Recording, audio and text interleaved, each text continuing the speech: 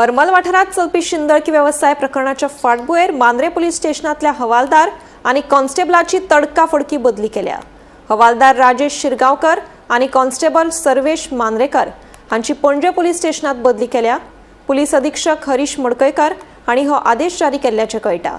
सोमारा हरमल वाठारात चलपी शिंदळकी व्यवसायाचो पुलिसांनी पर्दाफाश करून 8 चलयांची सुटका केली। एका दलालाकूय अटक केल्या।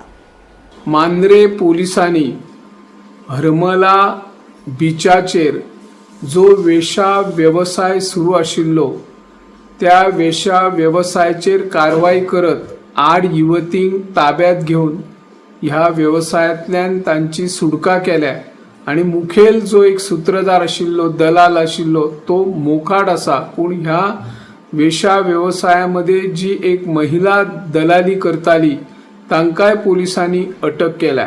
पण ह्या वेशा व्यवसाय संबंधी काही जे कनिष्ठ पोलीस आसुयेत तातून राजेश शिरगांवकर आणि सर्वेश मांद्रेकर एक कॉन्स्टेबल आणि एक हवालदार हांका दोषी धरत पोलिसांनी तांची सुरवेक राखीव पोलीस दलात बदली केली।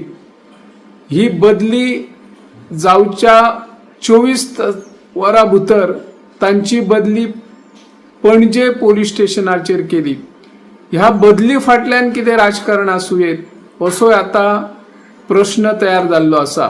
जे कोण ह्या वेशा व्यवसायान आसात किंवा थळाव्यांची घरां भाड्याक घेतलेली आसात तांचे सगळे सी फॉर्म पोलीस स्टेशनाचेर भरून दिवंक नाकाय हाचोय शोध आता घेवपाची गरज आसा।